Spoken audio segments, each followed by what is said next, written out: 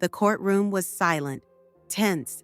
The 15th day of the trial against Sean Combs began without cameras, under the watchful eyes of the jury and the few authorized observers.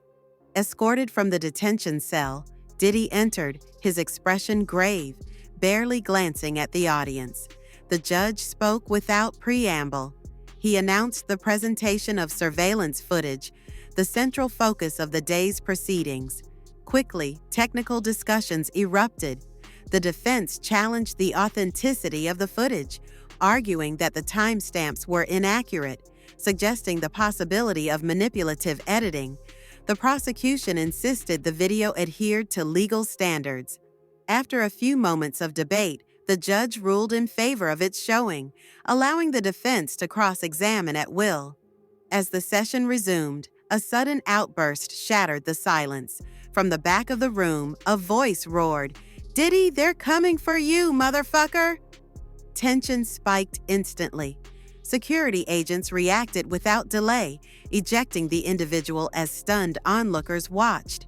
Diddy remained impassive, frozen in his seat. Once calm was somewhat restored, the judge signaled for the first witness to be called. Eddie Garcia stepped forward, a security officer at the Intercontinental Hotel at the time of the events. His testimony was expected to be crucial.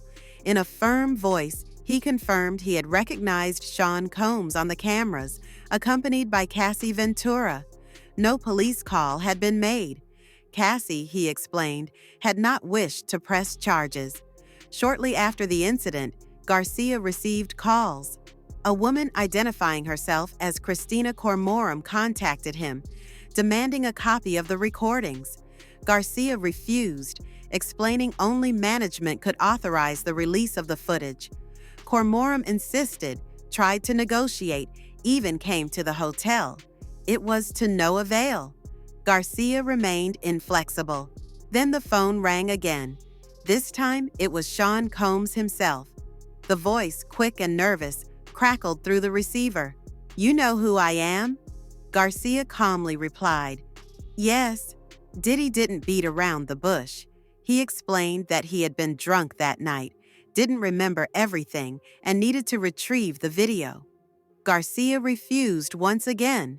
Concerned, he informed his superior, Bill Madrono. The response was unequivocal: $50,000 in exchange for the video. Garcia, earning barely $10.50 an hour, hesitated. Temptation loomed. Combs called again, this time more persuasive. "Eddie, you're my angel," he said almost affectionately. A meeting was set in Los Angeles. Madrono went to the server room, removed the recordings, placed them on a black USB stick, and handed it to Garcia.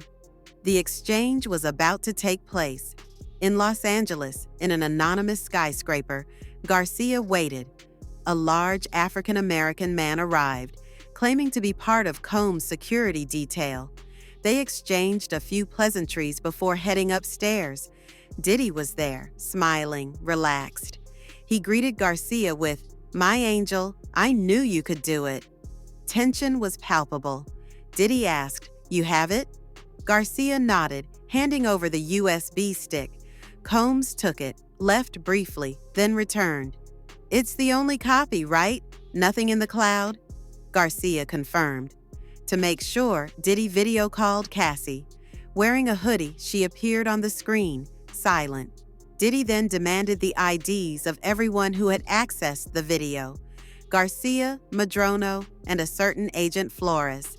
To seal their silence, he presented a non-disclosure agreement. Without even reading it, trembling, Garcia signed.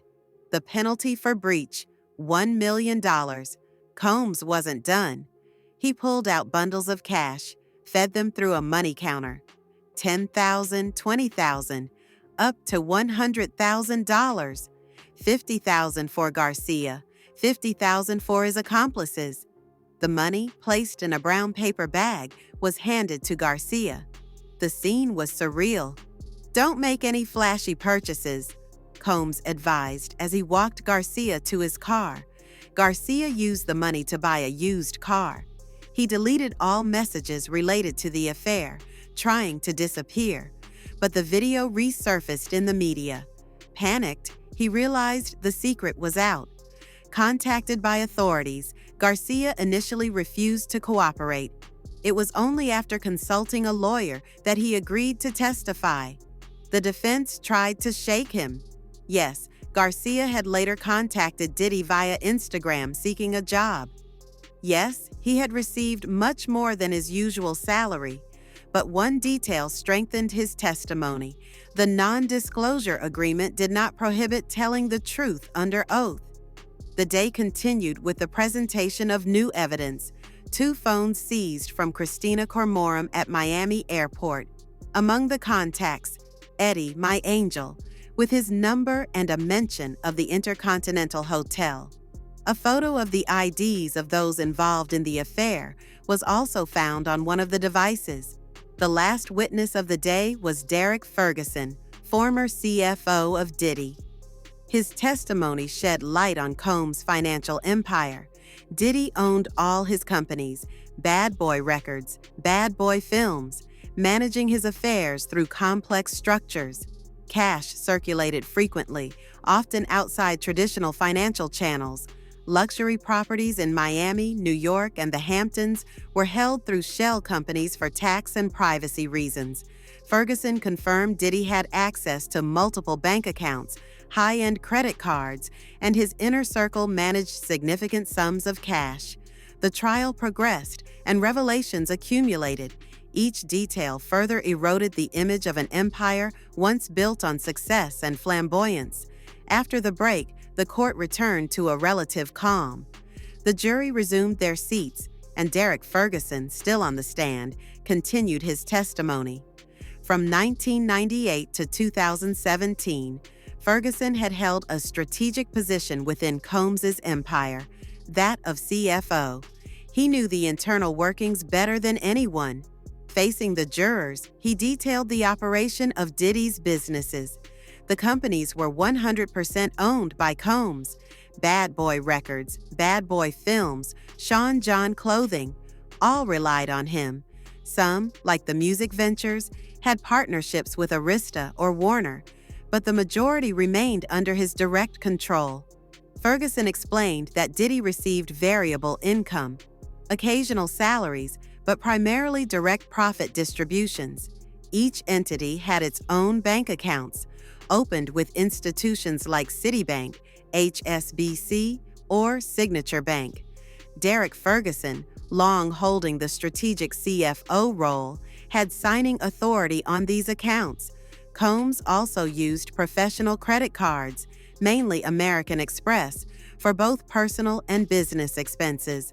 The prosecution emphasized a key point: the circulation of cash.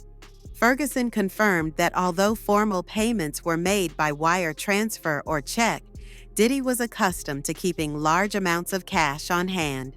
The funds were sometimes used for personal expenses, sometimes to support those around him. Combs' properties, spread between New York, Miami, and the Hamptons, were owned by limited liability companies. A common strategy, Ferguson acknowledged, for tax reasons, but also to maintain the owner's anonymity. Questioned about the handling of cash by security personnel, Ferguson appeared hesitant. He stated he was unaware of such arrangements, a response that prompted exchanged glances among the jurors. The session drew to a close. Before adjourning, the judge indicated that the next day would be devoted to the continued cross-examination of Jane Doe, whose testimony was highly anticipated. In the courtroom, the tension remained palpable. The day's revelations added new cracks to Diddy's public image. The trial, far from losing momentum, seems to be entering an even more critical phase.